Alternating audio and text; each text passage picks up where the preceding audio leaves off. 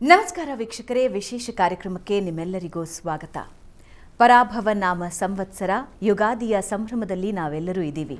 ಆದರೆ ಯುಗಾದಿ ಹೊಸ ವರ್ಷ ಅನ್ನೋದಕ್ಕಿಂತ ಹೊಸ ವರ್ಷ ನಮಗೇನು ತರ್ತಾ ಇದೆ ಅನ್ನೋ ಕುತೂಹಲ ನಿಮ್ಮೆಲ್ಲರಲ್ಲೂ ಇರುತ್ತೆ.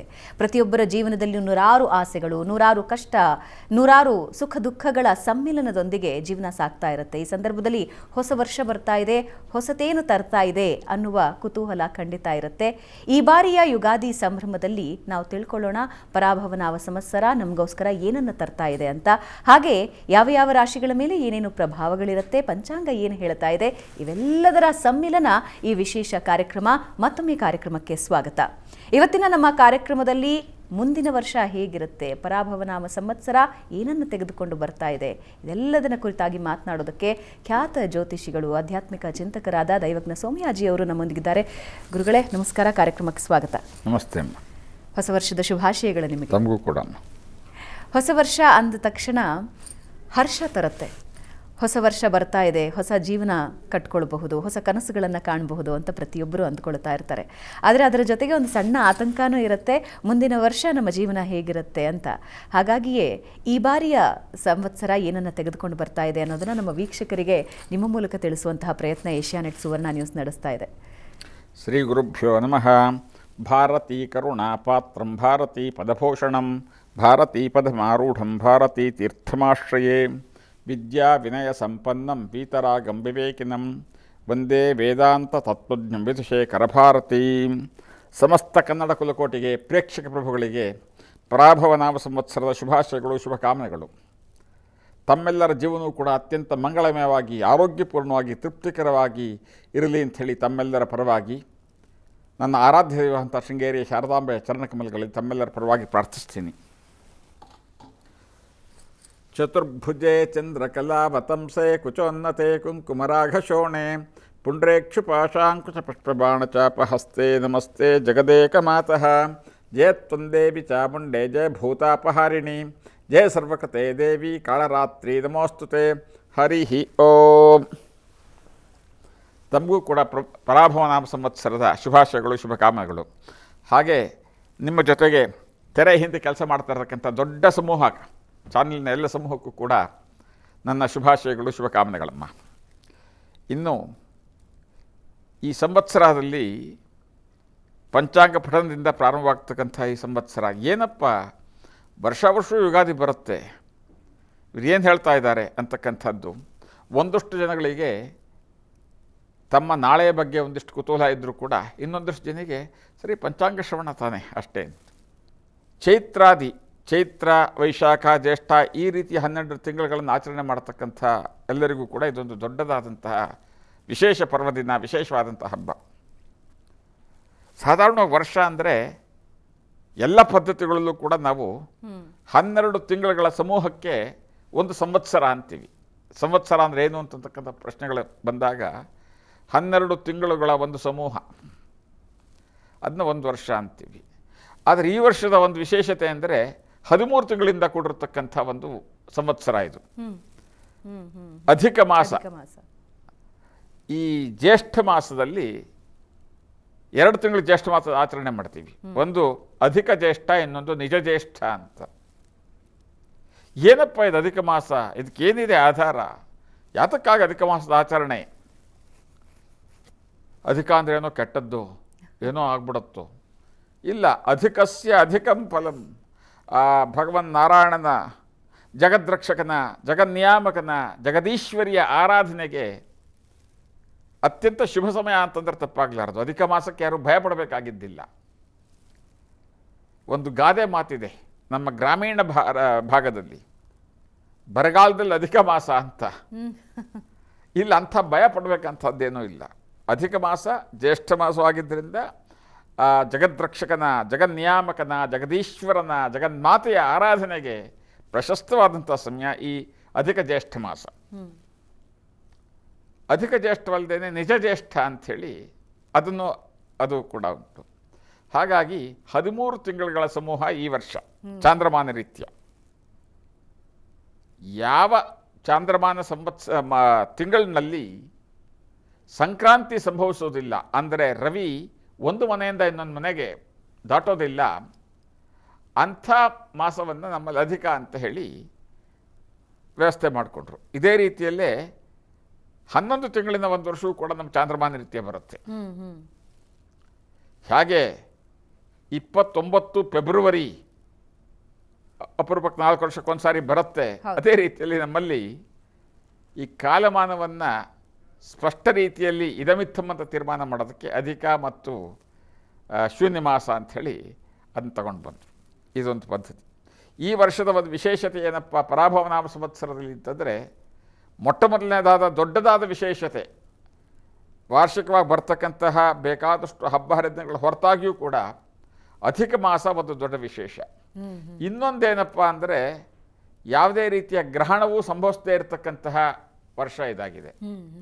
ಗುರುಗಳೇ, ಪರಾಭವನಾಮ ಸಂವತ್ಸರ ಹೆಸರೇ ಒಂದು ಸ್ವಲ್ಪ ಅಳುಕುಡ್ಸುತ್ತೆ ಅಂತ ಅನ್ಸುತ್ತೆ. ಪರಾಭವ ಅಂದರೆ ಅಪಜಯ. ಅದು ಹಿಂದಿನ ವರ್ಷದಿಂದ ಈ ಕ್ಷಣದವರೆಗೆ ತೆಗೆದುಕೊಂಡ್ರೆ ಬರೀ ಯುದ್ಧ ನೋಡ್ತಾ ಇದ್ದೀವಿ ಕಳೆದ 1 ತಿಂಗಳಿಂದ. ಅಂದ್ರೆ ವಿಶ್ವಾವಸುನಲ್ಲಿ ಆದ ಯುದ್ಧಕ್ಕೆ ನಿಮ್ಮದೇನು ಕ್ರೆಡಿಟ್ ಇಲ್ಲ. ವಿಶ್ವಾವಸು ಅಲ್ಲ, ಅದು ಮತ್ತೆ ಮುಂದುವರಿಯುತ್ತಾ ಅಂತ ಭಯ. ಪರಾಭವ ಅಂತಕ್ಕಂಥದ್ದು ಈಗ ನಮ್ಮ ಭಾರತ, ನಮ್ಮ ರಾಷ್ಟ್ರ ಈಗ ಯಾವ ಯುದ್ಧದಲ್ಲೂ ತೊಡಗಿಲ್ಲ. ನಾವು ಶಾಂತಿಪ್ರಿಯರು ಬಹುತೇಕ. ಆ ಪರಾಭವದ ಚಿಂತೆ ನಮ್ಗೆ ಯಾಕೆ ಇವಾಗ? ಹಾಗಾಗಿ ಈ ಯುದ್ಧ ಅಂದಾಗ ಯಾರೊಬ್ಬರು ಗೆಲ್ಲೇಬೇಕು, ಒಬ್ಬರು ಸೋಲ್ಲೇಬೇಕು. ಸೋತವರಿಗೆ ಪರಾಭವ. ಆ ಪರಾಭವ ಅಂತಕ್ಕಂಥ ಪದದ ಅರ್ಥಕ್ಕೆ ನಾವಿಲ್ಲಿ ಗಮನ ಕೊಡಬೇಕಾಗಿದ್ದಿಲ್ಲ. ಇದು ಸಂವತ್ಸರದ ಹೆಸರು, ನಾರದ ಮಹರ್ಷಿಯ ಮಕ್ಕಳಾದ ಸಂವತ್ಸರದ ಹೆಸರು ಅಷ್ಟೇ. ಇನ್ನು ಈ ಪಂಚಾಂಗ ಅಂದರೆ ಏನು, ಇದರ ಪಠನ ಯಾತಕ್ಕೆ ಮಾಡಬೇಕು ಅಂತಕ್ಕಂಥ ಒಂದು ದೊಡ್ಡದಾದಂಥ ಪ್ರಶ್ನೆ ನಿಮ್ಮೆಲ್ಲರ ಮುಂದೂ ಇರುತ್ತೆ. ಅದರಲ್ಲೂ ಯುವ ಸಮೂಹ ಪ್ರತಿಯೊಂದಕ್ಕೂ ಕಾರಣವನ್ನು ಕೇಳಿ ಅದನ್ನ ಸೈಂಟಿಫಿಕ್ ಟೆಂಪರ್ಮೆಂಟಿಂದ ನೋಡಿ ವಿಮರ್ಶೆ ಮಾಡ್ತಕ್ಕಂತಹ ಒಂದು ಯುವ ಸಮೂಹದಲ್ಲಿ ಪಂಚಾಂಗಕ್ಕೆ ಏನಪ್ಪ ಮಹತ್ವ, ಯಾತಕ್ಕೆ ನೋಡಬೇಕು, ಏನಿದು, ವಾಟ್ ಇಸ್ ದಿಸ್ ಪಂಚಾಂಗ? ಅಲ್ಲ, ಪಂಚಾಂಗ ಶ್ರವಣದಿಂದ ಪಠಣದಿಂದ ಗಂಗಾ ಪೂಜೆಯಷ್ಟು ಪಾವಿತ್ರತೆ ಇಲ್ಲ. ಇಲ್ಲಿ ಸ್ಪಷ್ಟವಾಗಿ ಪಂಚಾಂಗ ಅಂದ್ರೆ ಏನು ಅಂತ ಅನ್ನೋದಕ್ಕೆ ಸಿಂಪಲ್ ಕೊಲೋಕಿಯಲ್ ಲ್ಯಾಂಗ್ವೇಜ್ ಉತ್ತರ ಹೇಳಬೇಕು ಅಂತಂದ್ರೆ, ತಿಥಿ, ವಾರ, ನಕ್ಷತ್ರ, ಯೋಗ ಕಾರಣಗಳಿಂದ ಕೂಡಿರ್ತಕ್ಕಂತಹ ಒಂದು ಕೈಪಿಡಿ. ಇದು ಒಂದು ಕೈಪಿಡಿ. ಅದಕ್ಕೆ ನಾವು ವರ್ಷದ ಪ್ರಾರಂಭದ ದಿವಸ ಪೂಜೆ ಮಾಡಿ ಉಪಯೋಗಿಸ್ತೀವಿ ಅಂದರೆ ಭಾರತೀಯರ ವೈಶಿಷ್ಟ್ಯವೇ ಅಂಥದ್ದು. ಪ್ರತಿಯೊಂದು ಚರಾಚರ ವಸ್ತುವಿನಲ್ಲೂ ಕೂಡ ಭಗವಂತನ, ದೇವರನ್ನ ಕಾಣತಕ್ಕಂತಹ ಒಂದು ಅದ್ಭುತವಾದ ಸಂಸ್ಕಾರ ಭಾರತೀಯರದ್ದು. ಪ್ರಪಂಚದ, ವಿಶ್ವದ ಇನ್ಯಾವ ಸಂಸ್ಕಾರ ಸಂಸ್ಕೃತಿಯಲ್ಲೂ ಕೂಡ ಈ ಒಂದು ಅದ್ಭುತ ನಾವು ಕಾಣಲಿಕ್ಕೆ ಆಗೋದಿಲ್ಲ. ಕಾಲದ ಪರಿಜ್ಞಾನ ಅವ್ರಿಗೆ ಪ್ರತಿ ದಿವಸ ಇರಬೇಕು ಅಂತಕ್ಕಂಥದ್ದು ನಮ್ಮ ಪೂರ್ವಿಕರ ಆಶಯ ಆಗಿತ್ತು. ಕಾರಣಾಂತರಗಳಿಂದ, ವ್ಯವಸ್ಥೆಯಲ್ಲಿ ಆದಂಥ ಕೆಲವು ಲೋಪಗಳಿಂದ ಇವತ್ತು ಪಂಚಾಂಗ ಪಠನ ಮಾಡತಕ್ಕಂಥವ್ರ ಸಂಖ್ಯೆ ಭಾಳ ಕಡಿಮೆ ಇದೆ. ಎಲ್ಲೋ ಪುರೋಹಿತ ವರ್ಗದವರು ಅಥವಾ ಕೆಲವೇ ಸಮುದಾಯದ ಕೆಲವರು ಮಾತ್ರ ಆ ಪಂಚಾಂಗವನ್ನು ಪಠನ ಮಾಡ್ತಕ್ಕಂಥದ್ದು. ಇನ್ನು ಯಾವುದೋ ಒಂದು ಮದುವೆ ಮುಂಜಿ, ಇನ್ನೊಂದೇನೋ ಗೃಹ ಪ್ರವೇಶ, ಇಂಥ ಸಂದರ್ಭದಲ್ಲಿ ಯಾರೋ ಜೋಯಿಸರ ಹತ್ರ ಹೋಗಿ ಏನೋ ಒಂದಿಷ್ಟು ಕೇಳ್ಕೊಂಡು ಬರುವಂಥದ್ದು ಹೊರತಾಗಿ.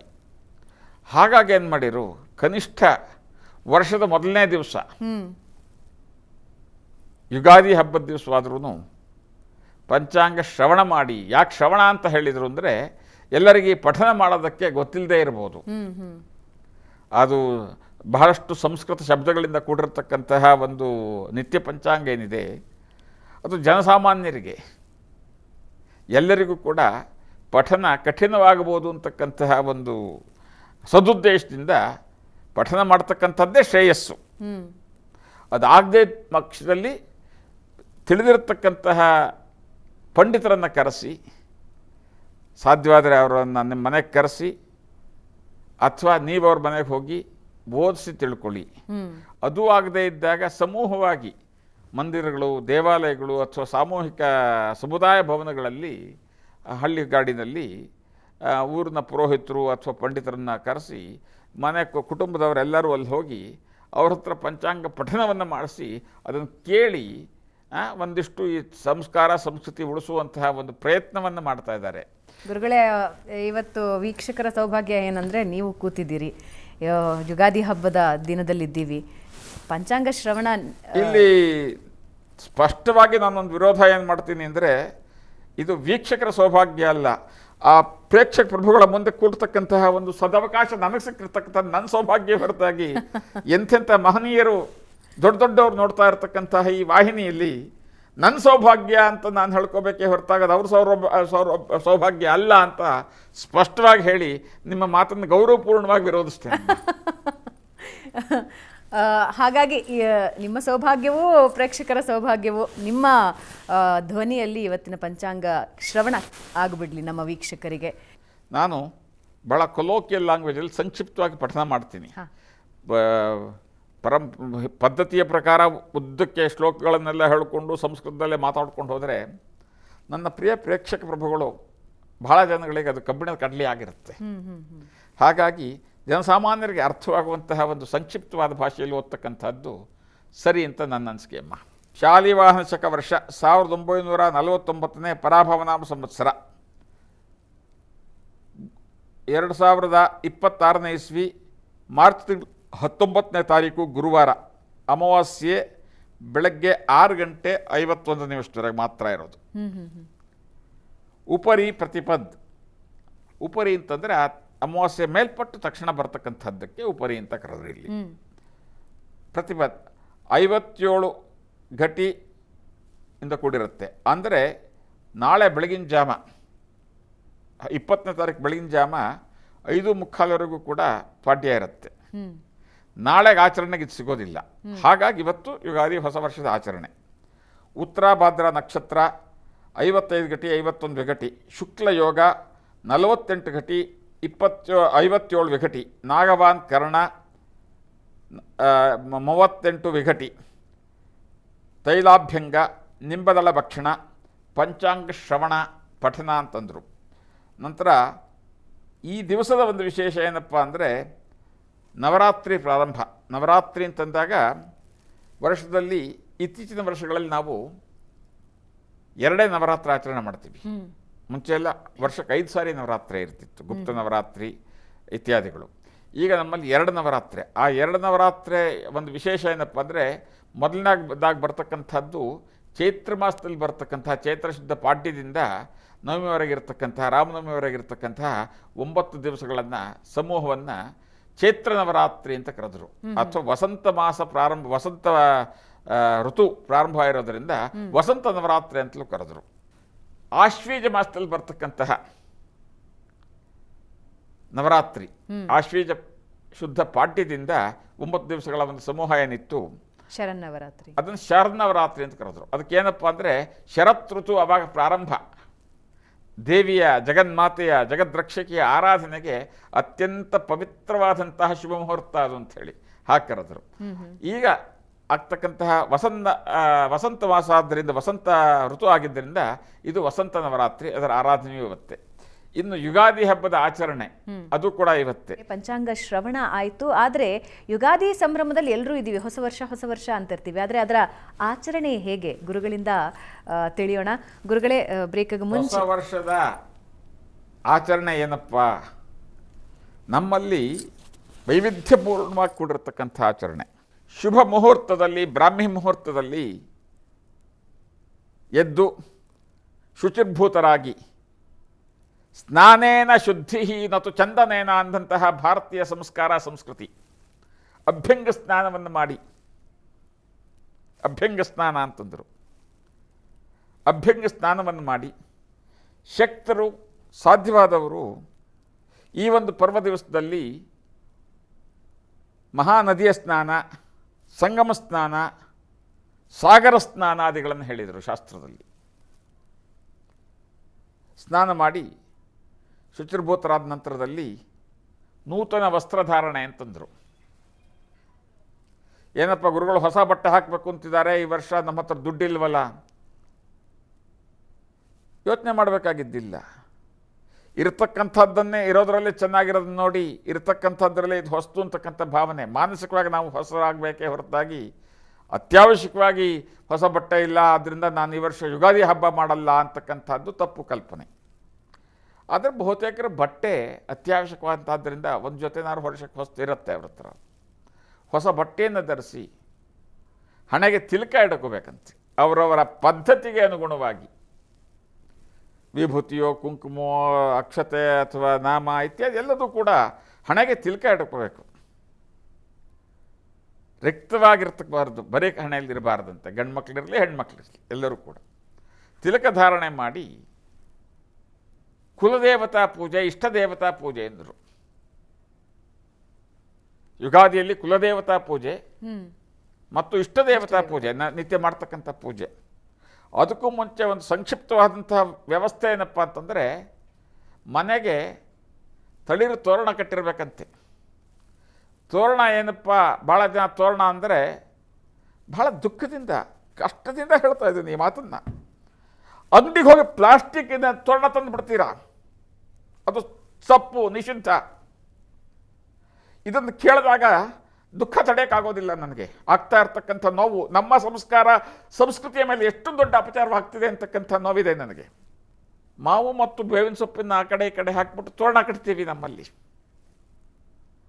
ಈ ಒಂದು ವಾತಾವರಣದಿಂದ ಬರ್ಬೋದಾದಂಥ ಎಲ್ಲ ರೀತಿಯ ಕ್ರಿಮಿಕೀಟಗಳಿಂದ ದೂರ ಇಡೋದಕ್ಕೆ ಮಾಡಿರ್ತಕ್ಕಂಥದ್ದು ನಮ್ಮ ಪದ್ಧತಿ ಪರಂಪರೆಯಲ್ಲಿ. ಬಿಸಿಲುಗಾಲದಲ್ಲಿ ಆರೋಗ್ಯದ ಮೇಲೆ ದುಷ್ಪರಿಣಾಮ ಬೀರಬಾರ್ದು, ಆಮ್ಲಜನಕ ಹೆಚ್ಚಿನ ಸಿಗಬೇಕು ಅಂತಕ್ಕಂಥ ಒಂದು ಅದ್ಭುತವಾದಂತಹ ವ್ಯವಸ್ಥೆ ಇದು.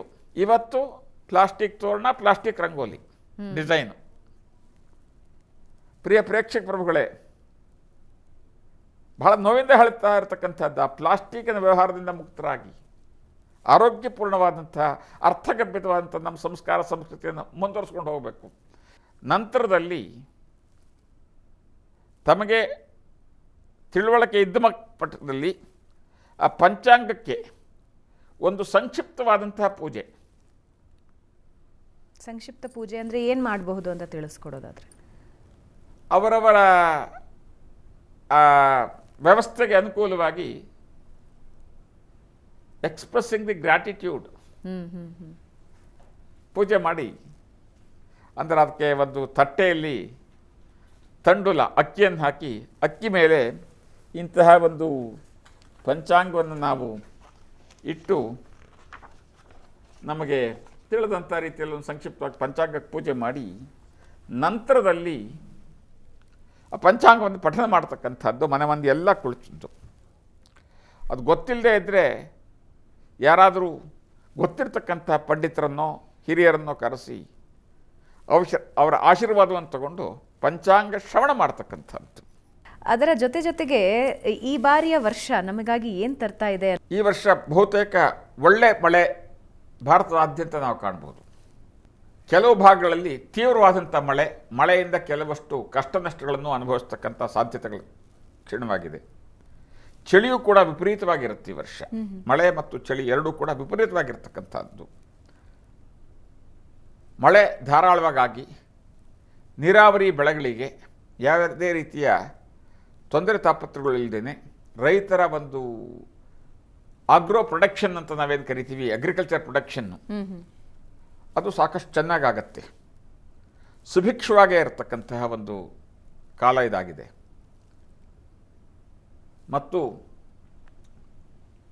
ಬೆಲೆಗಳ ಏರಿಕೆ ತೀವ್ರ ರೀತಿಯಲ್ಲಿ ಮಧ್ಯಮ ವರ್ಗದವರನ್ನು ಕಾಡಿಸುತ್ತೆ. ಬೆಲೆ ಏರಿಕೆ ಪ್ರತಿಯೊಂದು ನಿತ್ಯ ಜೀವನದ ಪ್ರತಿಯೊಂದು ವಸ್ತುವಿನಲ್ಲೂ ಕೂಡ ಒಂದು 15ರಿಂದ 30%, 40%ವರೆಗೂ ಕೂಡ ಬೆಲೆ ಏರಿಕೆ ಅಂತಕ್ಕಂಥ ಬಿಸಿ ನಮ್ಮನ್ನು ತಟ್ಟತ್ತೆ ಈ ವರ್ಷ. ದೇಶದ ಕೆಲವು ಭಾಗಗಳಲ್ಲಿ, ಈಶಾನ್ಯ ಮತ್ತು ಪಶ್ಚಿಮ ಭಾಗಗಳಲ್ಲಿ ಭೂಕಂಪನದಂತಹ ಒಂದು ಅನುಭವವನ್ನು ನಾವು ಕಾಣಬಹುದು ಈ ವರ್ಷ. ಜೊತೆಗೆ ವರ್ಷದ ಪ್ರಾರಂಭದಲ್ಲಿ ಒಂದಿಷ್ಟು ಬೆಂಕಿಯ ಅವಘಡಗಳನ್ನು ಅಲ್ಲಲ್ಲಿ ಕಾಣಿಸ್ತಕ್ಕಂಥ ಸಂದರ್ಭ ಇರುತ್ತೆ. ಸ್ಥಳೀಯವಾಗಿ ಕೆಲವು ಪ್ರಾಂತ್ಯಗಳಲ್ಲಿ ಒಂದಿಷ್ಟು ಪೊಲಿಟಿಕಲ್ ಅನ್ರೆಸ್ಟ್ ಅಂತ ಕರಿತೀವಿ ನಾವಲ್ಲಿ.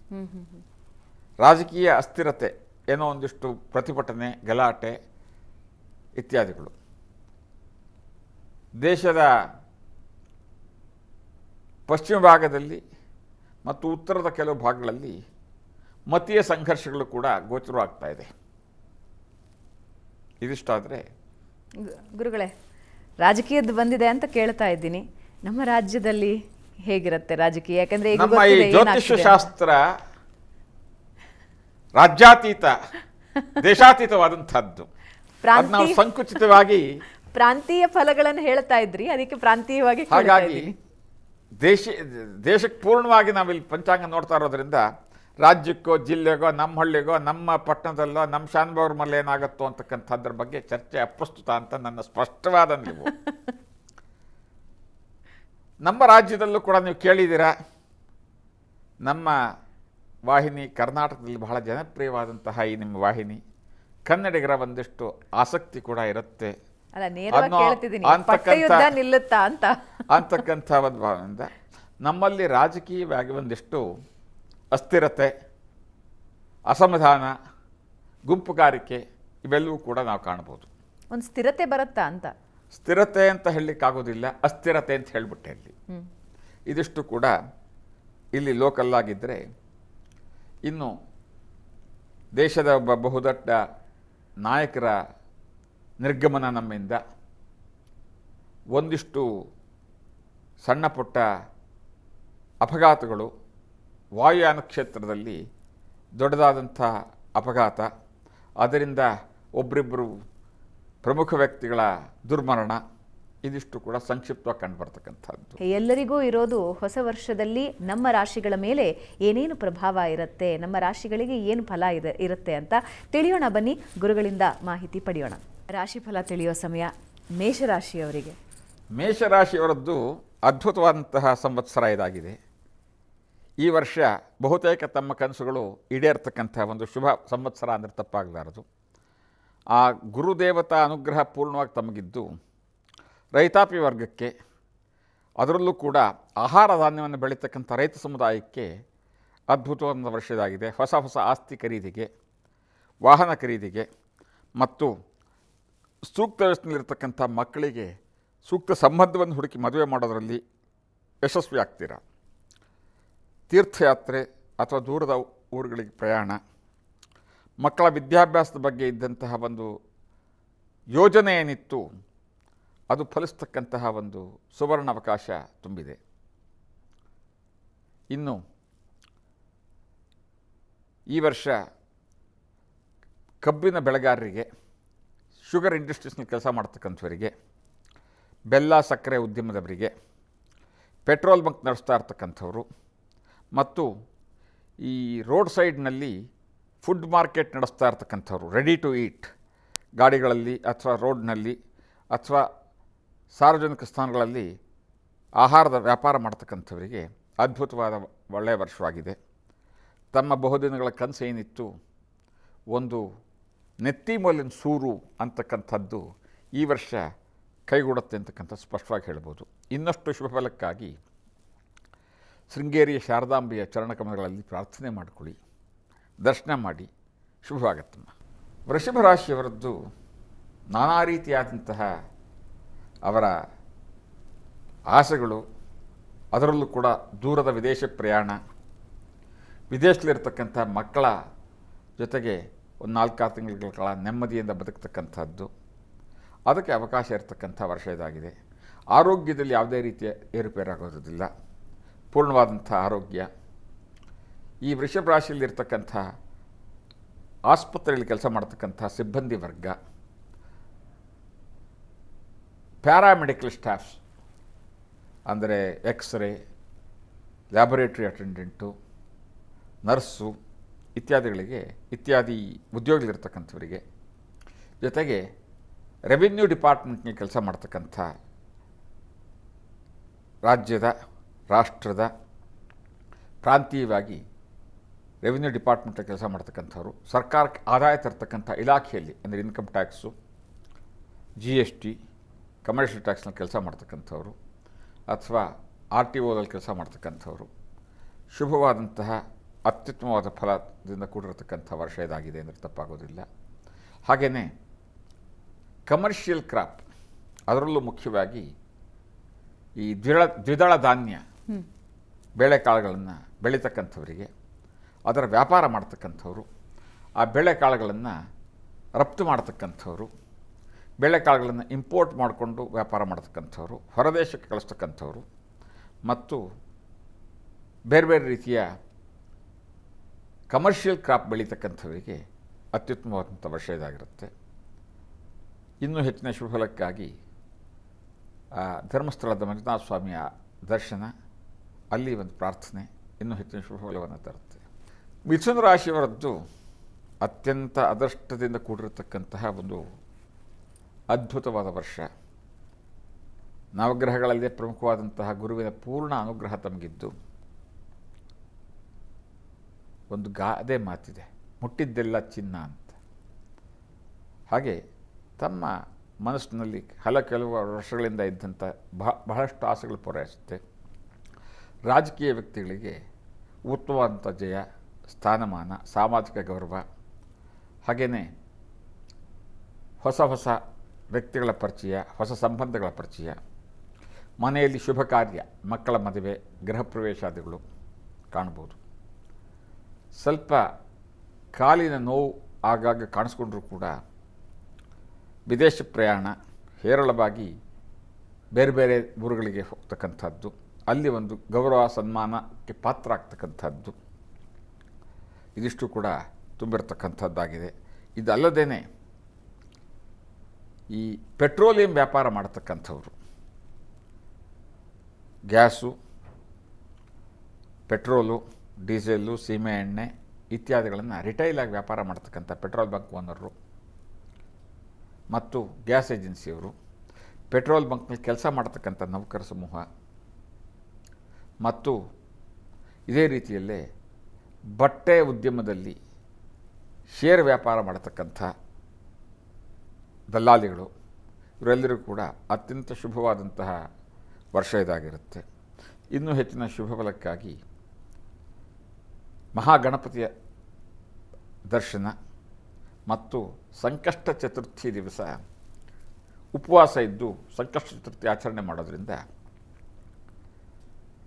16 ವರ್ಷಗಳಿಂದ ಇದ್ದಂತಹ ಕಾಯಿಲೆ ಕಸಾಲೆಗಳಾಗ್ಬೋದು, ವಿವಾದ, ಕೋರ್ಟ್ನಲ್ಲಿದ್ದಂಥ ವಿವಾದ ತಮಗೆ ಅನುಕೂಲಕರವಾಗಿ ಇನ್ನೂ ಅನುಕೂಲವಾಗುತ್ತೆ. ಕರ್ಕಾಟಕ ಜನ್ಮಗುರು ಉಚ್ಚನಾಗಿದ್ದು ಆಗಾಗ್ಗೆ ಪ್ರಯಾಣದಿಂದ ಒಂದಿಷ್ಟು ಕಿರಿಕಿರಿ, ತಮಗೆ ಬೇಸರ ಆಗುವಷ್ಟು ದೂರದ ದೇಶಗಳಿಗೆ, ದೂರದ ಊರುಗಳಿಗೆ ಪ್ರಯಾಣ ಮಾಡಬೇಕಾದ ಅನಿವಾರ್ಯತೆ, ಆರೋಗ್ಯಕ್ಕೆ ಸಂಬಂಧಪಟ್ಟ ಹಾಗೆ ಸಣ್ಣ ಪುಟ್ಟ ಸಮಸ್ಯೆಗಳು, ಆದರೆ ಅದ್ರ ಬಗ್ಗೆ ಭಯ ಜಾಸ್ತಿ ಹುಟ್ಟಿಸ್ತಕ್ಕಂಥದ್ದು, ಇದಿಷ್ಟು ಕಂಡಾಗ್ಯೂ ಕೂಡ ಷೇರು ದಲ್ಲಾಳಿಗಳಿಗೆ, ಕಬ್ಬಿಣದ ಉದ್ದಿಮೆಯನ್ನು ನಡೆಸ್ತಾ ಇರ್ತಕ್ಕಂಥವ್ರು, ಗುಜರಿ ವ್ಯಾಪಾರಿಗಳು, ಸ್ಟೀಲ್ ಫ್ಯಾಕ್ಟ್ರಿಯಲ್ಲಿ ಕೆಲಸ ಮಾಡ್ತಕ್ಕಂಥವ್ರು, ಸ್ಟೀಲ್ ಪಾತ್ರೆ ಪರ್ಡೆಗಳನ್ನು ಮಾರಾಟ ಮಾಡ್ತಕ್ಕಂಥವ್ರು, ಕಬ್ಬಿಣದ ಸರಗಳನ್ನು ವ್ಯಾಪಾರ ಮಾಡ್ತಕ್ಕಂಥವ್ರು, ಬಿಲ್ಡಿಂಗ್ ಮೆಟೀರಿಯಲ್ ನಡೆಸ್ತಾ ಇರ್ತಕ್ಕಂಥವ್ರು ಮತ್ತು ಬ್ಯಾಂಕಿಂಗ್ ಇಂಡಸ್ಟ್ರಿ, ಫೈನಾನ್ಷಿಯಲ್ ಇನ್ಸ್ಟಿಟ್ಯೂಷನ್, ನಾನ್ ಬ್ಯಾಂಕಿಂಗ್ ಫೈನಾನ್ಷಿಯಲ್ ಇನ್ಸ್ಟಿಟ್ಯೂಷನ್ ಇದರಲ್ಲಿ ಕೆಲಸ ಮಾಡ್ತಕ್ಕಂಥವ್ರು, ಅದರಲ್ಲಿ ಶೇರ್ ಹೂಡಿಕೆ ಮಾಡದಿರ್ತಕ್ಕಂಥವ್ರು, ಇವರೆಲ್ಲರಿಗೂ ಕೂಡ ಅತ್ಯಂತ ಮಹತ್ವಪೂರ್ಣವಾದಂತಹ ಯಶಸ್ವಿಯಾದ ವರ್ಷ ಇದಾಗಿರುತ್ತೆ. ಇನ್ನೂ ಹೆಚ್ಚಿನ ಶುಭಫಲಕ್ಕಾಗಿ ಅಶ್ವತ್ಥ ವೃಕ್ಷದ ಪ್ರದಕ್ಷಿಣೆ ಪ್ರತಿ ದಿವಸ ಮಾಡೋದರಿಂದ ತಮ್ಮ ಜೀವನ ಇನ್ನಷ್ಟು ಮಂಗಳಮಯವಾಗಿರುತ್ತೆ. ಉಳಿದ ರಾಶಿಗಳ ಫಲ ಹೇಗಿದೆ ತಿಳಿಯೋಣ.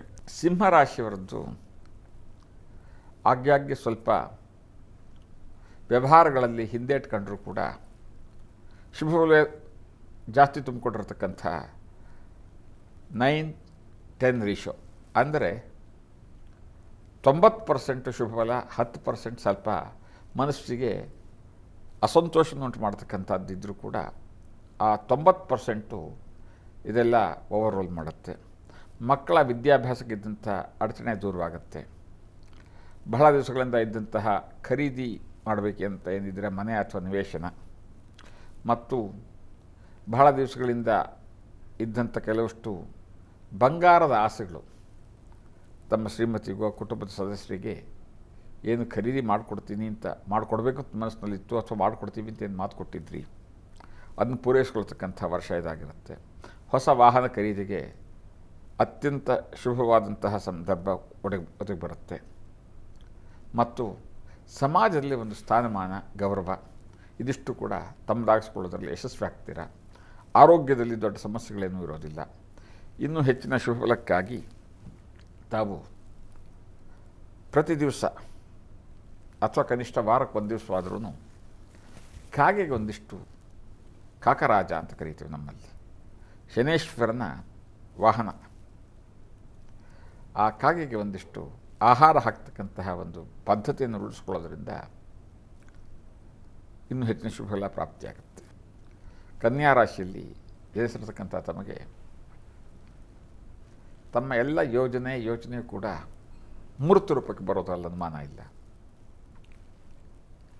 ಸರ್ಕಾರಿ ಉದ್ಯೋಗಿಗಳಿಗೆ ಬಯಸಿದಂಥ ಸ್ಥಳಕ್ಕೆ ವರ್ಗಾವಣೆ, ಬಯಸಿದಂಥ ರೀತಿಯಲ್ಲಿ ಉದ್ಯೋಗದಲ್ಲಿ ಮುಂಬಡ್ತಿ, ಬಯಸಿದ ರೀತಿಯಲ್ಲಿ ಒಂದು ಗೌರವ, ಆದರ ಪ್ರಾಪ್ತಿ. ಸಾಹಿತಿಗಳಿಗೆ, ಸಿನಿಮಾ ಕಲಾವಿದರಿಗೆ, ಪರ್ಫಾರ್ಮಿಂಗ್ ಆರ್ಟಿಸ್ಟ್ ಅಂತ ಏನು ನಾವು ಕರಿಬೋದು, ಸಂಗೀತಗಾರರು, ನಾಟಕಕಾರರು, ಸಿನಿಮಾ ಕಲಾವಿದರು, ಬೆಳ್ಳಿ ತೆರೆಯಲ್ಲಿ ತೆರೆ ಹಿಂದೆ ಕೆಲಸ ಮಾಡ್ತಕ್ಕಂತಹ ತಾಂತ್ರಿಕ ಸಮೂಹ, ಟೆಕ್ನಿಕಲ್ ಟೀಮ್, ತಂತ್ರಜ್ಞರು, ಇವರೆಲ್ಲರಿಗೂ ಕೂಡ ಮನಸ್ಸಿಗೆ ತೃಪ್ತಿ ಬರುವಂತಹ ಒಂದು ರೀತಿಯ ಬೆಳವಣಿಗೆ. ಜೀವನದಲ್ಲಿ ಏನೋ ಸಾಧನೆ ಮಾಡಿದ್ದೀವಿ, ನಾವು ಈ ಕ್ಷೇತ್ರಕ್ಕೆ ಬಂದಿದ್ದಕ್ಕೆ ನಮಗೆ ಇವತ್ತಿಗೆ ನನಗೆ ಸಾರ್ಥಕವಾಯಿತು ಅಂತಕ್ಕಂಥ ಭಾವನೆ. ಹಣಕಾಸಿನಲ್ಲಿ ನಿರೀಕ್ಷೆಗೂ ಮೀರಿದಂಥ ವರಮಾನ, ಸಮಾಜದಲ್ಲಿ ಗೌರವ, ಪ್ರಶಸ್ತಿ ಪುರಸ್ಕಾರಗಳು, ಸರ್ಕಾರದಿಂದ ಒಂದು ಮಾನ್ಯತೆ, ದೇಶ ವಿದೇಶಗಳಲ್ಲಿ ತಮ್ಮ ಬಗ್ಗೆ ಅಭಿಮಾನಗಳನ್ನು ಗುರುತಿಸತಕ್ಕಂಥ ಒಂದು ಅವಕಾಶ, ಇದೆಲ್ಲದೂ ಕೂಡ ಈ ವರ್ಷ ತಮ್ಮದಾಗುತ್ತೆ. ಆರೋಗ್ಯದಲ್ಲಿ ಸಮಸ್ಯೆ ಏನೂ ಬರೋದಿಲ್ಲ. ಇನ್ನು ಹೊಗೆಸೊಪ್ಪಿನ ಬೆಳೆಗಾರರು, ಈ ರಾಶಿಯ ಹೊಗೆಸೊಪ್ಪಿನ ಬೆಳೆ ಬೆಳೀತಕ್ಕಂಥವರು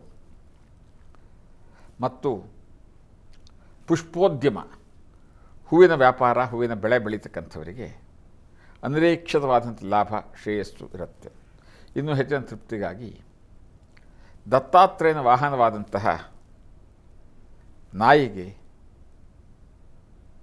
ಪ್ರತಿ ದಿವಸ ಏನೋ ತಮ್ಮ ಕೈಲಾದಷ್ಟು ಒಂದು ಅಲ್ಪಾಹಾರವಾದರೂ ಪರವಾಗಿಲ್ಲ, ತಾವು ನೇರವಾಗಿ ಹಾಕ್ಬೋದು ಅಥವಾ ತಮ್ಮ ಪರವಾಗಿ ತಮ್ಮ ಕುಟುಂಬದವ್ರು ಹಾಕ್ಬೋದು, ಮಾಡ್ಕೊಂಡು ಬನ್ನಿ. ಇನ್ನಷ್ಟು ಯಶಸ್ಸು, ಗೌರವ ತಮ್ಮದಾಗುತ್ತೆ. ಆಗಾಗ್ಗೆ ಒಂದಿಷ್ಟು ಆರೋಗ್ಯದಲ್ಲಿ ಸಣ್ಣ ಪುಟ್ಟ ಸಮಸ್ಯೆಗಳು ಅಂತ ಕಂಡು ಬಂದರೂ ಕೂಡ ದೊಡ್ಡ ಮಟ್ಟದ ಯಾವುದೇ ರೀತಿಯ ಸಮಸ್ಯೆಗಳು ತಮಗೆ ಬರೋದಿಲ್ಲ. ತಮಗೇನು ಮನಸ್ಸಿನಲ್ಲಿ ಭಯ ಇರ್ತಿತ್ತು, ಹಾಗಾಗ್ಬಿಡತ್ತೆ ಹೀಗಾಗ್ಬಿಡತ್ತೆ, ಏನೂ ಆಗೋದಿಲ್ಲ. ಆರೋಗ್ಯ ಚೆನ್ನಾಗಿರುತ್ತೆ. ಸಣ್ಣ ಪುಟ್ಟ ನೆಗಡಿ, ಕೆಮ್ಮು, ಮನುಷ್ಯ ಸಹಜವಾದಂಥದ್ದೇನೋ ಸಣ್ಣ ಪುಟ್ಟ ಸಮಸ್ಯೆಗಳಿರ್ಬೋದು. ಹೊಸ ಆಸ್ತಿ ಖರೀದಿ ಮಾಡ್ತಕ್ಕಂಥ ತಮ್ಮ ಆಸೆ ಏನಿತ್ತು, ಕೃಷಿಕರಾಗಿದ್ದರೆ ಕೃಷಿ ಜಮೀನು, ಟ್ರ್ಯಾಕ್ಟರು ಮತ್ತು ಕಾರು ಇತ್ಯಾದಿ ವಾಹನಗಳನ್ನು ಖರೀದಿ ಮಾಡೋದಕ್ಕೆ, ಮನೆಯನ್ನು ಹೊಸದಾಗಿ ನವೀಕರಣ ಮಾಡಬೇಕು ಅಥವಾ ಹೊಸದಾಗಿ ಕಟ್ಟಬೇಕು ಅಂತ ತಮ್ಮ ಆಸೆ ಈಡೇರ್ತಕ್ಕಂಥ ಸಮಯ ಇದು. ಜೊತೆಗೆ ರೈತಾಪಿ ಸಮುದಾಯಕ್ಕೆ ಸರ್ಕಾರದಿಂದ ವಿಶೇಷವಾದಂಥ ಗೌರವ ಮತ್ತು ಹೆಚ್ಚಿನ ಅಧ್ಯಯನಕ್ಕಾಗಿ ರೈತಾಪಿ ಸಮುದಾಯದಲ್ಲಿ ಕೆಲವರನ್ನು ಹೊರದೇಶಕ್ಕೆ ಸರ್ಕಾರ ಕಳಿಸ್ಕೊಡ್ತಕ್ಕಂಥದ್ದು, ತಮ್ಮ ಮಾತಿಗೆ ಗೌರವ, ಮನ್ನಣೆ ಪ್ರಾಪ್ತವಾಗುತ್ತೆ. ಸೂಕ್ತ ವಯಸ್ಸಿನವರಿಗೆ ಸೂಕ್ತ ಸಂಗಾತಿ ಸಿಕ್ಕಿ ಮದುವೆ ಮತ್ತು ಮದುವೆ ಆಗಿರ್ತಕ್ಕಂಥ ಸೂಕ್ತ ವಯಸ್ಸಿನವರು ಅವರ ಸಂತಾನ ನಿರೀಕ್ಷಣೆ ಏನಿತ್ತು ಅದು ಈ ವರ್ಷ ಫಲಿಸಿ ಮನೆಗೆ ಹೊಸ ಅತಿಥಿ ಆಗಮನದಿಂದ ಇನ್ನಷ್ಟು ನೆಮ್ಮದಿ ಮತ್ತು ತೃಪ್ತಿಯನ್ನು ಕಾಣಬಹುದಂಥ ವರ್ಷ ಇದಾಗಿರುತ್ತೆ. ಇನ್ನೂ ಹೆಚ್ಚಿನ ಶುಭಫಲಕ್ಕಾಗಿ ಆ ತಾಯಿ ಚಾಮುಂಡಿ ದೇವಿಯ ದರ್ಶನ, ಕನಿಷ್ಠ ವರ್ಷದಲ್ಲಿ ಒಂದು 2 ಸಾರಿನಾದರೂ ಆ ದೇವಿಗೆ ಒಂದು ಅರ್ಚನೆ, ಕುಂಕುಮಾರ್ಚನೆ ಮಾಡಿಸೋದ್ರಿಂದ ತಮ್ಮ ಮನಸ್ಸಿನ ಎಲ್ಲ ಆಸೆಗಳು ಪೂರೈಸುತ್ತೆ. ವೃಶ್ಚಿಕ ರಾಶಿಯಲ್ಲಿರ್ತಕ್ಕಂಥ ರಾಜಕೀಯದವರು ದೊಡ್ಡ ಮಟ್ಟದ ಜಯ, ದೊಡ್ಡ ಮಟ್ಟದ ಸಂವಿಧಾನಾತ್ಮಕವಾದ ಹುದ್ದೆ ಪ್ರಾಪ್ತಿ, ತಾವು ಒಂದು ನಾಯಕತ್ವದ ಎಲ್ಲ ಥರದ ಲಕ್ಷಣಗಳು ಸಾರ್ವಜನಿಕವಾಗಿ ಗೋಚರಿಸಿ ಗೌರವ ಸ್ಥಾನಮಾನಕ್ಕೆ ಪಾತ್ರರಾಗ್ತೀರ. ಬಹಳ ದಿನಗಳಿಂದ ಇದ್ದಂಥ ತಮ್ಮ ಮೇಲಿದ್ದಂಥ ಕ್ರಿಮಿನಲ್ ಕೇಸು ಪರಿಹಾರವಾಗಿ ನಿರಾಳವಾಗಿ ಉಸಿರಾಡ್ತಕ್ಕಂಥ ಒಂದು ಅವಕಾಶ ಈ ವರ್ಷ ತಮ್ಮದಾಗುತ್ತೆ. ಷೇರುಪೇಟೆಯಲ್ಲಿ ಬಿಸ್ನೆಸ್ ಮಾಡ್ತಕ್ಕಂಥವರಿಗೆ, investment banking, portfolio management, secondary ಮಾರ್ಕೆಟ್ನಲ್ಲಿ ಟ್ರೇಡ್ ಮಾಡ್ತಕ್ಕಂಥವರಿಗೆ ಅದ್ಭುತವಾದಂಥ ವರ್ಷ ಇದು ಅಂದರೆ ತಪ್ಪಾಗಲಾರದು. ಇನ್ನಷ್ಟು ಶುಭ ಫಲಕ್ಕಾಗಿ ತಾವು ಆಂಜನೇಯ ಸ್ವಾಮಿಯ ಆರಾಧನೆ, ಪ್ರತಿ ಹುಣ್ಣಿಮೆನಲ್ಲೂ ಕೂಡ ಆಂಜನೇಯ ಸ್ವಾಮಿಗೆ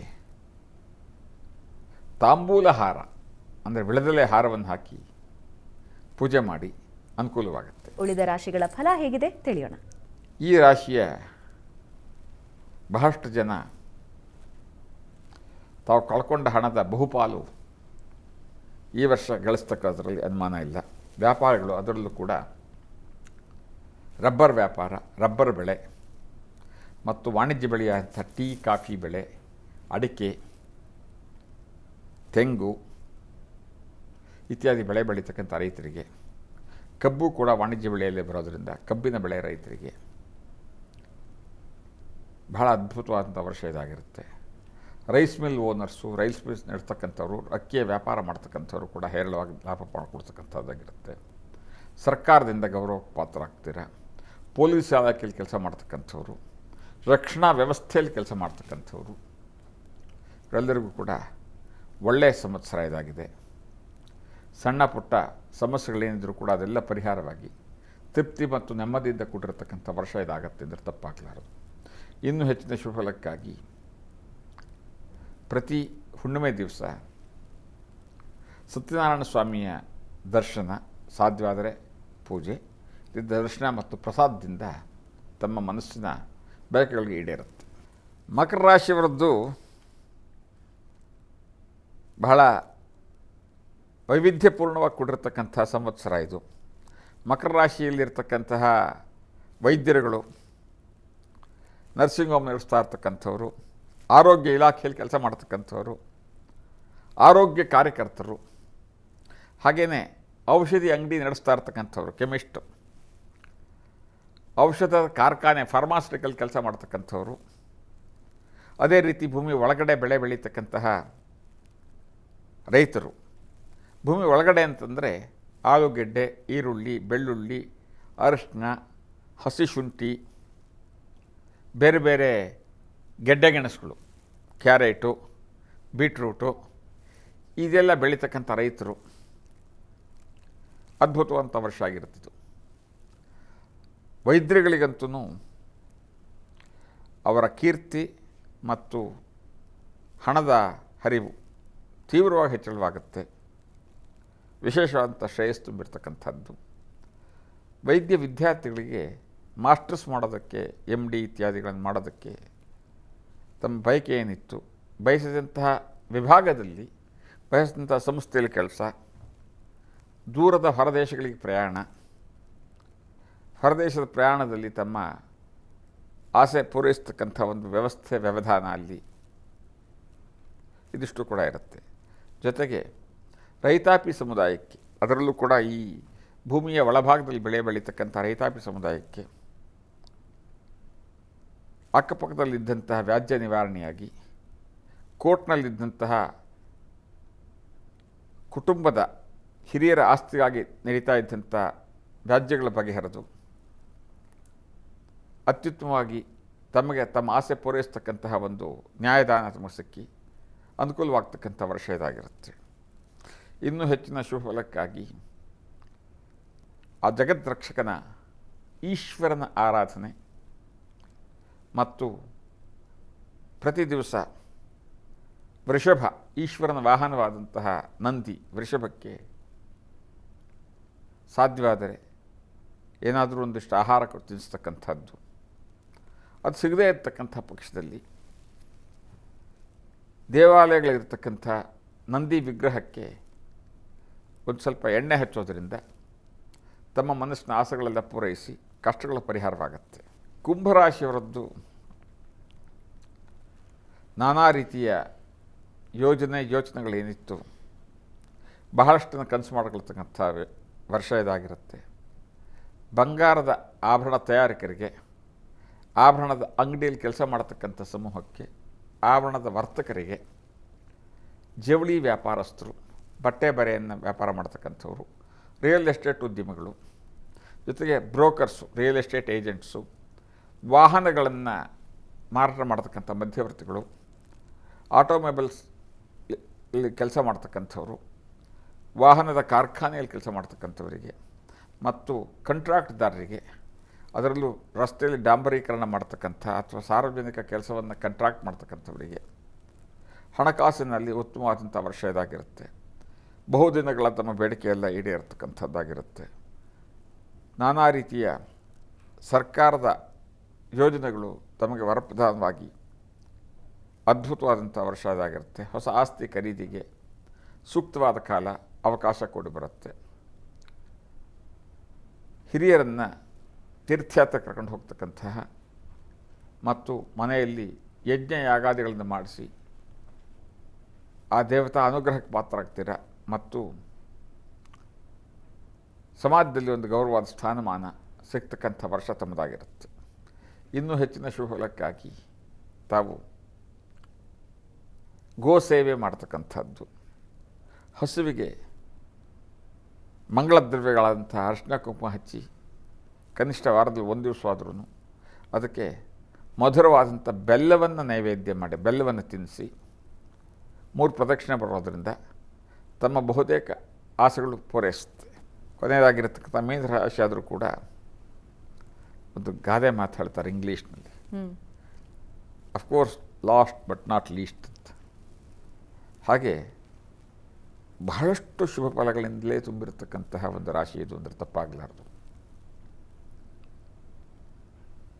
ಸಣ್ಣ ಪುಟ್ಟ ಉದ್ಯಮೆಯನ್ನು ನಡೆಸ್ತಾ ಇರ್ತಕ್ಕಂಥವ್ರು, ರೆಸ್ಟೋರೆಂಟ್ ನಡೆಸ್ತಾ ಇರ್ತಕ್ಕಂಥ ಮಾಲೀಕರು, ರೆಸ್ಟೋರೆಂಟಲ್ಲಿ ಕೆಲಸ ಮಾಡ್ತಕ್ಕಂಥವ್ರು, ಬಾರ್ ಆ್ಯಂಡ್ ರೆಸ್ಟೋರೆಂಟನ್ನು ನಡೆಸ್ತಾ ಇರ್ತಕ್ಕಂಥವ್ರು, ಆ ಉದ್ಯಮದಲ್ಲಿ ಕೆಲಸ ಮಾಡ್ತಕ್ಕಂಥವ್ರು, ಮಧ್ಯ ವ್ಯಾಪಾರಿಗಳು ಮತ್ತು ಸಣ್ಣ ಪುಟ್ಟ ಬೀಡಾ ಅಂಗಡಿ ಅಂತ ಹೇಳ್ತಾರೆ ನಮ್ಮ ಗ್ರಾಮೀಣ ಭಾಷೆಯಲ್ಲಿ, ಅಂದರೆ ನಡೆಸ್ತಾ ಇರ್ತಕ್ಕಂಥವ್ರು, ಸಣ್ಣ ಸಣ್ಣ ವ್ಯಾಪಾರಿಗಳು, ಜೊತೆಗೆ ಹಳೆಯ ವಸ್ತುಗಳನ್ನು ಖರೀದಿ ಮಾಡಿ ನವೀಕರಣ ಮಾಡಿ ಅದನ್ನು ಮಾರಾಟ ಮಾಡ್ತಕ್ಕಂಥ ವ್ಯಾಪಾರಿಗಳು, ಮಾಂಸಾಹಾರಿಗಳು ಮತ್ತು ಕುಕ್ಕುಟೋದ್ಯಮವನ್ನು ನಡೆಸ್ತಾ ಇರ್ತಕ್ಕಂಥವ್ರು, ಕೋಳಿ ಇಂಡಸ್ಟ್ರೀಸು ಅಂದರೆ ಮೊಟ್ಟೆ ರಫ್ತು ಮಾಡ್ತಕ್ಕಂಥವ್ರು, ಮೊಟ್ಟೆ ವ್ಯಾಪಾರ ಮಾಡ್ತಕ್ಕಂಥವರಿಗೆ ತೃಪ್ತಿ ಮತ್ತು ನೆಮ್ಮದಿಯನ್ನು ಕೊಡ್ತಕ್ಕಂಥ ವರ್ಷ ಇದಾಗಿರುತ್ತೆ. ದೇವಾಲಯಗಳಲ್ಲಿ ಕೆಲಸ ಮಾಡ್ತಕ್ಕಂತಹ ನೌಕರ ವರ್ಗಕ್ಕೆ, ಅರ್ಚಕರು ಅಥವಾ ದೇವಾಲಯದ ಬೇರೆ ಬೇರೆ ವಿಭಾಗಗಳಲ್ಲಿ ಕೆಲಸ ಮಾಡ್ತಕ್ಕಂಥವ್ರು ಮತ್ತು ಧರ್ಮಾದಾಯ ಇಲಾಖೆಯಲ್ಲಿ ಕೆಲಸ ಮಾಡ್ತಕ್ಕಂಥವ್ರು ಅಂತಂದರೆ ಟ್ರಸ್ಟ್ಗಳಲ್ಲಿ ಕೆಲಸ ಮಾಡ್ತಕ್ಕಂಥವ್ರು, ಅಧ್ಯಾಪಕ ವರ್ಗಕ್ಕೆ ಅನಿರೀಕ್ಷಿತವಾದಂಥ ಶುಭಫಲ, ಹೊರದೇಶದ ಪ್ರಯಾಣದ ಕಲ್ಪನೆ ಆಸೆ ತಮ್ಮದೇನಿತ್ತು ಅದು ಪೂರೈಸುತ್ತೆ. ಸೂಕ್ತವಾದಂತಹ ಸಂಗಾತಿ ಸಿಕ್ಕಿ ಮದುವೆ, ಮನೆಯಲ್ಲಿ ಸಾಕಷ್ಟು ಮಂಗಳ ಕಾರ್ಯ, ತಂದೆ ತಾಯಿಗಳ ಆರೋಗ್ಯಕ್ಕಾಗಿ ವಿಶೇಷವಾಗಿ ಶ್ರಮಪಟ್ಟು ಅವರ ಆಶೀರ್ವಾದಕ್ಕೆ ಪಾತ್ರರಾಗ್ತಕ್ಕಂಥ ಒಂದು ಶುಭ ಸಂದರ್ಭ, ತಂದೆ ತಾಯಿಗಳನ್ನು ದೂರದ ಊರುಗಳಿಗೆ, ಹೊರದೇಶಗಳಿಗೆ ಕರ್ಕೊಂಡು ಹೋಗಿ ಅವರ ಆಸೆಗಳನ್ನು ಪೂರೈಸಿ ಅವರಿಗೊಂದು ಮನಸ್ಸಂತೋಷ ಪಡಿಸ್ತಕ್ಕಂಥ ಒಂದು ಶುಭ ಯೋಗ. ಶ್ರೀಮತಿಯ ಜೊತೆಗಿನ ಸಂಬಂಧ ಇನ್ನಷ್ಟು ಅತ್ಯುತ್ತಮವಾಗಿದ್ದು ಬದುಕಿನ ಬಗ್ಗೆ ಇನ್ನಷ್ಟು ಆಸಕ್ತಿ ಬಂದು ಸ್ಥಿರಚಿತ್ತ ಸಮಭಾವದಿಂದ ತೃಪ್ತಿ ಮತ್ತು ನೆಮ್ಮದಿಯನ್ನು ಕಾಣಬಹುದಂಥ ಒಂದು ಶುಭ ವರ್ಷ, ಶುಭ ಸಂವತ್ಸರ. ಇನ್ನೂ ಹೆಚ್ಚಿನ ಫಲಕ್ಕಾಗಿ, ಇನ್ನೂ ಹೆಚ್ಚಿನ ಶುಭ ಮುಹೂರ್ತಕ್ಕಾಗಿ, ಶುಭ ಫಲಕ್ಕಾಗಿ ತಾವು ದೇವಿಯ ಆರಾಧನೆ, ಕೊಲ್ಲೂರು ಮೂಕಾಂಬಿಕೆಯ ದರ್ಶನ, ಶೃಂಗೇರಿ ಶಾರದಾಂಬೆಯ ದರ್ಶನ ತಮಗೆ ಇನ್ನಷ್ಟು ಯಶಸ್ಸನ್ನು, ತೃಪ್ತಿಯನ್ನು ಕೊಡುತ್ತೆ. ಗುರುಗಳೇ, ಸಂಪೂರ್ಣ ಯುಗಾದಿ ವಿಶೇಷವನ್ನು ನಮ್ಮ ವೀಕ್ಷಕರಿಗೆ ತಿಳಿಸ್ಕೊಟ್ರಿ, ರಾಶಿ ಫಲಗಳನ್ನು ತಿಳಿಸ್ಕೊಟ್ರಿ. ಹಾಗೆ ಯಾವ ಯಾವ ಕ್ಷೇತ್ರಗಳಲ್ಲಿ ಈ ವರ್ಷ ಏನೇನಾಗುತ್ತೆ ಅಂತ ಬಹಳ ಕುಲಂಕುಷವಾಗಿ ತಿಳಿಸ್ಕೊಟ್ರಿ. ಧನ್ಯವಾದ. ಸಮಸ್ತ ಸನ್ಮಂಗಳಾನಿ ಭವಂತು. ಹರಿ ಓಂ. ಮತ್ತೊಮ್ಮೆ ತಮ್ಮೆಲ್ಲರಿಗೂ ಕೂಡ ಶುಭಾಶಯಗಳು, ಶುಭಕಾಮನೆಗಳು. ತತ್ಸ ಬ್ರಹ್ಮಾರ್ಪಣಮಸ್ತು. ವೀಕ್ಷಕರೇ, ಈ ಪರಾಭವನಾಮ ಸಂವತ್ಸರ ನಿಮ್ಮ ಎಲ್ಲ ಕನಸುಗಳನ್ನು ಈಡೇರಿಸುವ ಹಾಗೆ ಆಗಲಿ ಅನ್ನೋ ಆಶಯದೊಂದಿಗೆ ವಿಶೇಷ ಕಾರ್ಯಕ್ರಮ ಮುಗಿಸ್ತಾ ಇದ್ದೀವಿ. ನೇರ, ದಿಟ್ಟ, ನಿರಂತರ ಸುದ್ದಿಗಾಗಿ ನೋಡ್ತಾ ಇರಿ ಏಷ್ಯಾನೆಟ್ ಸುವರ್ಣ ನ್ಯೂಸ್.